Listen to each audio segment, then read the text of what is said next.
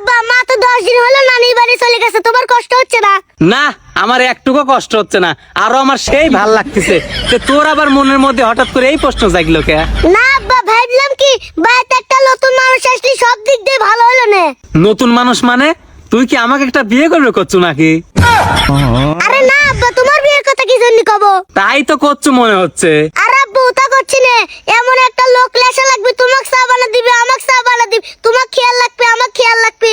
ও বুঝছি, কাজের বুয়ার কথা করছো তাই না? আব্বা যদি সাদিয়া তোমার মনের মতন বিরান নিতে পারে। এইটি তাহলে সেই সাদিয়া? হয় আব্বা। দেখতে শুনতে তো ভালোই মনে হচ্ছে বেটা, কিন্তু আমার কাছে কেবাজির মনে হচ্ছে একটু বেদত মহিলা। আব্বা তুমি কিন্তু সাদিয়া কদর করতেছো না, ও কিন্তু কেমে পাস। এমএ পাস দিকে তুই ধুয়ে পানি খাবো নাকি? আর আমি কি তোর বিয়ের উকিল নাকি? সুজা সাপটা ক যে তুই বিয়ে করবো।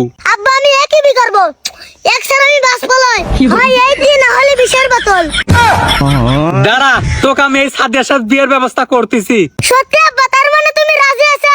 হ বেটা, রাজি আছি, কিন্তু একটা কথা, তোর এই বিয়ের খরচ দিবি কিডা? বিয়ে করতে কি খরচ হয় নাকি? কয় টাকা খরচ হয়?